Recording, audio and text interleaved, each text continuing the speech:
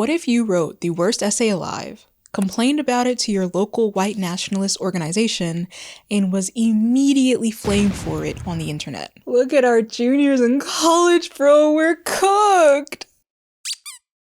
Hey, so Oklahoma is probably the scariest place imaginable for me to talk about. It is certainly a state, not only of land caliber, but of mind, and that is where today's story takes place. A junior student by the name of Samantha Fulnecky approached her sorry, that is a ridiculous name.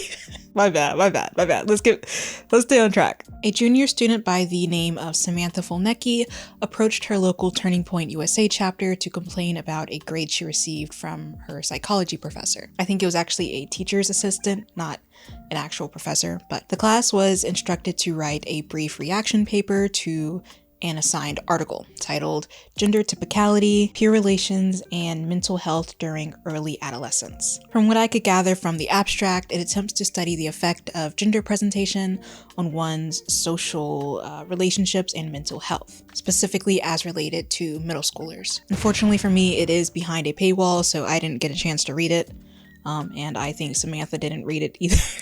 Also, an important tidbit which I learned secondhand from the beautiful and intelligent Cat Black is that the article apparently doesn't mention trans people once in the entire body text. Kat said that the only reference to trans identity is in the citations, and that's only because one of the sources was published by a journal titled International Journal of Transgenderism. Per usual, the worst people you know have turned this into a violent and choreographed attack on trans people in their ongoing attempt to intimidate, violate, and annihilate trans identity. Turning Point USA is an infamous organization founded in 2012 by someone I'm not even sure I can mention the name considering how charged this platform is. The organization's beliefs are typical of today's MAGA-fueled conservative zeitgeist, and they have the most vague belief section on their website I have ever read. The US Constitution is the most exceptional political document ever written is not only pointless to the grand scheme of,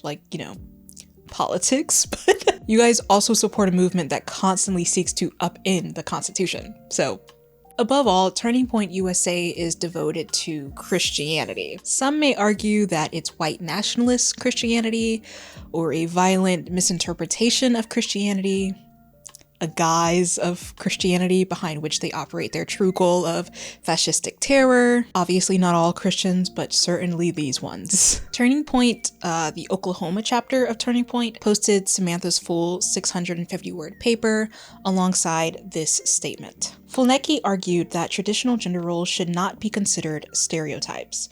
She cited the Bible to support her stance that eliminating gender in society would be detrimental, because that would put people farther from God's original plan for humans. She received 0 points out of 25. Fulnecky argues that the professor, who happens to be trans, failed to use empirical evidence and called parts of her essay offensive. They of course follow that up with a call to action, which hinges entirely on transphobia and, in my opinion, incites violence against this trans professor and also other trans people in the world and more specifically in academia. Quote, "We should not be letting mentally ill professors around students. Clearly this professor lacks the intellectual maturity to set aside her own biases and take grading seriously. Hashtag trans, hashtag woke." Life could be so easy, and it's like people choose to make it the least easy it could possibly be. And by people, I'm talking about conservatives. The language used in Turning Point's statement is intriguing for a number of reasons. For one, I didn't know they knew enough words to make a statement this long. But also, their representation of the instructor as unintelligent and biased becomes hilarious once you read Samantha's essay. So, why don't we do that? This doesn't matter, but for what it's worth, I graduated in 2020 with a bachelor's in English professional writing. I graduated with honors, and essays were my bread and butter. I loved writing academic essays, and I have translated that kind of into a full-time job here on YouTube, though the essays on my main channel are way more relaxed than something you'd find in, traditional academia. That doesn't mean they're not good though. So I'm going to be reading this essay very generously. I'm going to save my beliefs, my human normal beliefs, for the end. And I'm going to pretend that unironically citing the Bible in a psychology course assignment about social constructs is academically viable. Just for Samantha's sake. First line. First line. This article was very thought-provoking and caused me to thoroughly evaluate the idea of gender and the role it plays in our society. Did it, though? Let me tell you right now, this is one of the only clear references to the article that she's supposed to be reacting to. There are no quotations, no thematic analysis. There's not even an allusion to the article after this. That's the entire point of the assignment, by the way. That's a major aspect that she's getting graded on, and she just doesn't do it. God made male and female and made us different from each other on purpose for a purpose. You know, clunky writing, which others have pointed out, but also this sentence would have been a great time to start citing something. Anything. She could have quoted something from the article and discussed why she agreed or didn't agree with it in relation to her gender beliefs and her religious beliefs. And if she really had to, she could have cited the Bible. I mean, the Bible is meticulously numbered and sectioned. It goes by chapters. And I think if you truly took it as seriously as you claim you do, you would respect the people who came up with that number system enough to actually use it. Turning Point USA claims that Samantha was penalized for citing the Bible, but as we see here and as we see in other parts of the essay, she doesn't actually cite anything, let alone the Bible. There are no in-text citations, nor is there a works cited or bibliography. It's not even really formatted like a paper. She speaks with authority, but nothing is provided to actually back it up. And if the purpose is to share her experience in relation to the article, which is one of the suggested formats from the rubric, she also fails doing that. Women naturally want to do womanly things because God created us with those womanly desires in our heart. Great place to start defining terms like what is womanly things, what are womanly desires. The same goes for men. God created men in the image of his courage and strength, and he created women in the image of his beauty. Great place, again, to put an in-text citation of the Bible or even a different source that has authority on the subject, you know, a religious source. I personally have never read the Bible, but the quickest internet search in history pulls up Genesis 1:27, which states, "So God created man in his own image. In the image of God, he created him. Male and female, he created them." There isn't mention in this passage or other similar passages like Genesis 5:2 or Matthew 19:4 of woman being created in the image of God's beauty, specifically, or of man being created in the image of God's strength or courage. But again, I have not read the Bible cover to cover. I read Genesis once when I was like 10 because I really loved, this sounds crazy, but I loved the Cain and Abel story. Anyways, that's not important. I can only hope that someone as religiously passionate as Samantha and as Turning Point USA claims to be has read the Bible, though. They should be able to come up with these citations. Another aspect of the grading rubric that's jumping out to me is this statement. Is the writing clear enough to follow without multiple rereadings? And no, absolutely not. No. The structure of the paper, like I said, is non-existent. You learn how to structure paragraphs as early as elementary school. In high school, my English teacher even gave us kind of like a formula for short essays. It was called TAPIA. So the first sentence of the paragraph would be your topic sentence, like what you're trying to talk about. And that is followed by the point of the paragraph, the evidence to back up your claims, and then the explanation of the evidence, followed again by the analysis of everything. For what it's worth, Samantha has a grasp kind of topic sentences. Sometimes she even includes a point, but she routinely fails to provide evidence or an explanation for that evidence. She's really rushing through the paper and, quite frankly, regurgitating the same banal information in a rather aggressively non-academic way. Like, she just says the same stuff over and over again. It's frustrating to me when I read articles like this and discussion posts from my classmates of so many people trying to conform to the same mundane opinion. Mundane, oh. So they do not step on people's toes. I think that is a cowardly and insincere way to live. It is important to use the freedom of speech we have been given in this country, and I personally believe that eliminating gender in our society would be detrimental.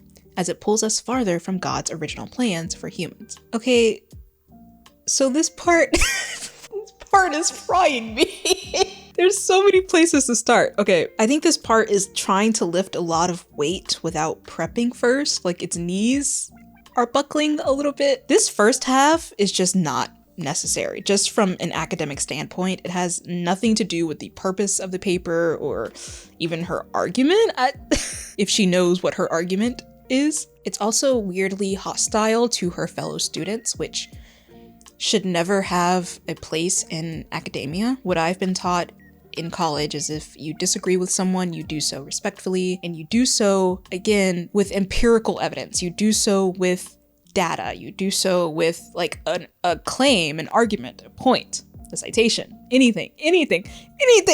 I think if you are going to keep this in the essay, it would help if you elaborated on it. How can it tie back to the article you were supposed to read? How does it relate to your argument? What is your argument again? It's a rather hostile opinion that was just added to the paper, and it just ends abruptly. Like literally in the middle of the sentence, Samantha switches back to the focus of the actual paper, and there's no payoff to the statement. I've had some of the most rigorous professors. I have sat in classes where I submit a paper and then got it back and it was written all over, you know, and that was always exciting for me because it gave me a chance to flesh out what I'm trying to say and learn how to make arguments and learn how to write. I love writing, so that was very interesting to me. And if I submitted this paper, I would not fault my professor for marking this entire part out and giving me a few question marks because,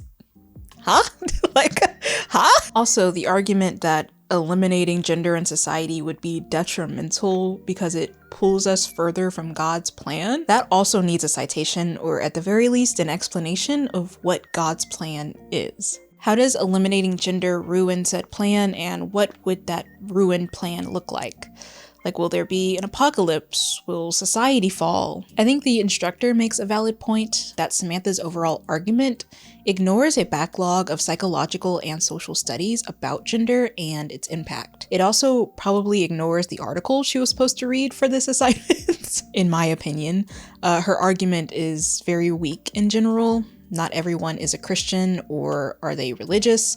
Not everyone follows the word of the Bible, including Christians. So what about her argument is significant or persuasive? Why should we believe it? And what evidence can she provide to back it up? Those are the questions you really need to start asking yourself if you want to write decent, bare minimum papers. The entire thesis boils down to gender is fixed because God says so, and women have to be women and men have to be men because Bible.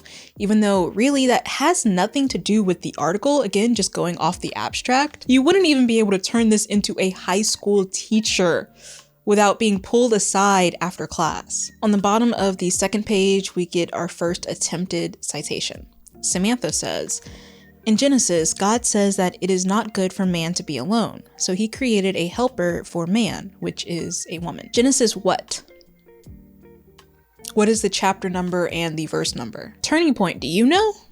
Barring the accuracy of the following excerpt, because again, I don't read the Bible, so I don't know if she's correct here, and I also do not speak Hebrew, so I also don't know if this translation is correct. I do think the structure of this part is the best part of the entire essay. It has a purpose, which is to argue that women are equal to men in the eyes of God, and the argument is somewhat backed up by evidence, that being the Hebrew translation of the vaguely referenced Genesis verse. Samantha, girl, if you just added on to this part and, you know, did your job as a student, because what is it that you said on Fox News? If you don't do your job anywhere else, you get fired. Yeah. If you just did your job, girl, it wouldn't be that bad. You would still be failing to engage with the assignment rules, which is to react to the provided study about gender, popularity, and social outcasting. But, you would have at least tried. You wouldn't be celebrating or defending mediocrity. She goes on to state that society lies about how many genders there are, and that being who you are and who you want to be is demonic, which is very weird to say, even outside of gender.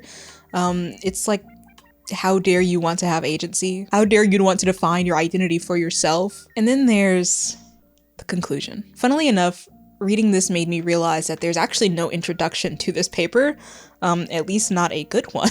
The conclusion is yet another tangent that has nothing to do with the actual point of the assignment. She talks about raising her children to know that they have a heavenly father and that their identity belongs to him. She includes a prayer which talks about lies being spread by Satan.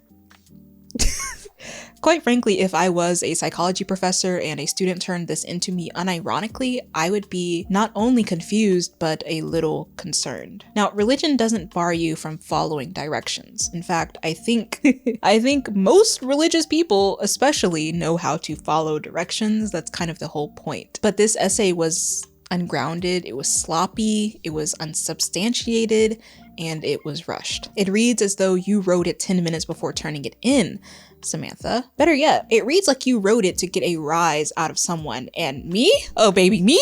I am rage bait. I am easily rage baited because I was already angry before I read this. This is not an academic work. This is not curious or measured. It's conservative rage bait. I would have given you worse than a 0, so be thankful. Let's look at the grading rubric provided so kindly by Turning Point. Does the paper show a clear tie-in to the assigned article? Again, the article she's supposed to be reacting to is behind a paywall, so I couldn't in good faith read the full thing because I don't do that. But just based on the abstract, I don't think so. The study seeks to find whether being gender typical leads to popularity in youth, and if being non-typical leads to rejection and teasing. That is, like, do you follow normative gender? Like, if you are a boy, do you, I don't know, go play in the dirt and swing off trees? I don't know, what do boys do? If you are a girl, do you wear pink dresses and glitter and love boy bands? Like, how popular are these people if they follow normative gender roles? It's a study of 34 boys and 50 girls, all of middle school age, and they were asked to describe a hypothetical popular kid and a hypothetical rejected or teased kid, and they were also asked to measure their own gender typicality and that of their peers. And I know if some people who are watching this in bad faith want to mention how I say ax instead of ask, that's a dialect. I am both Southern and Black. It's just the way we speak. Here's a citation. I know that you guys don't fucking know how to do that. Based off of the abstract of the assigned article, I would have never guessed that Samantha's essay even references that. It has no quotes, no real contention with the article's themes, and I would be very surprised if she even read it. So 0 points. Does the paper present a thoughtful or a response to the article rather than a summary? Well, she definitely didn't summarize the article, I think. If I was a generous grader, I'd give her 5 points on that alone. But then again, she didn't summarize the article because I don't think she read it. So that's the whole point of the assignment. And so I'm taking those 5 points back. 0. Is the paper written clearly? No. The conclusion is a prayer. No. The professor's comment on why she gave Samantha a 0 has more analysis and evidence-based arguments than the essay itself. She emphasizes that the grade is not due to Samantha's religion or her gendered beliefs, but rather stems from the lack of engagement with the assignment. You know, the way school works, that's what... The other instructor of the class agreed with the first instructor, stating that Samantha's paper does not count as a completed assignment, and also that parts of it were concerning. The funny part is, I got all of this, everything I told you, except for what I mentioned Kat Black said. All of this came from Turning Point USA. They willfully provided information that makes both them and Samantha look bad. Someone commented on their Twitter post talking about, OMG, why would you show us this? I thought you were on her side.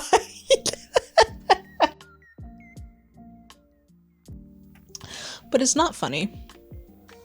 Quite sad, in it? The instructor who gave Samantha a 0 is a graduate student, and she was placed on administrative leave due to the backlash. A full-time professor will now serve as the instructor for the remainder of the school year, per the university, I should say. They did that to ensure fairness. The university is also currently undergoing a review of the situation to determine if Samantha was illegally discriminated against based on her religion, and a grade appeals process was also conducted, which in their words, quote, ensures no academic harm to the student from the graded assignment. Whew. Whew. Whew. Talk about DEI. Talk about affirmative action. What happened to merit-based actions? The university's actions are setting a very dangerous precedent. If students are able to skirt around the rules of an assignment and submit slop without accountability, so long as they write God on the paper somewhere, how will they be incentivized to learn or to do their job as students? What will entice them to submit thoughtful, engaged work? And don't get that twisted. You can write a religious paper and have it be good. Samantha did not do that, though. In fact, some are even arguing that she wrote it on purpose to see how her trans professor would grade it. Submitting her paper and her professor's comments, even the assignment rubric, to Turning Point USA Oklahoma chapter seems like a right-wing grift. Not to mention all of her media appearances that followed, but that is entirely alleged and of other people's opinions. It's intriguing to me how conservatives describe left-leaning people as snowflakes or, soft. You got soft hands, brother. But they regularly prove just how hypersensitive they are when they don't get their way. Conservatives claim to be against cancel culture, but in fact uphold it when it benefits them. They claim to believe in the gentle power of God, and yet they are vicious, unforgiving, and ungodly to their fellow people, their neighbors, especially people who are trans. I went to school with people like Samantha. Their Instagrams are full of beautiful, curated, hyper-exposed images that evoke Southern Christian camps and aesthetic Bible studies. Their bios are verses they know how to cite, and yet their behavior is routinely violent, dehumanizing, death-creating. Discrimination is not in the Bible, it's not in God. It is in you. You are full of hatred and you bastardize everything you can in order to use it as a shield for your own impiety. And your essay fucking sucked. To go to such extreme measures to coddle an ignorant and structurally unsound piece of work proves why Oklahoma ranks 50th in education. Governor, you have bigger fish to fry.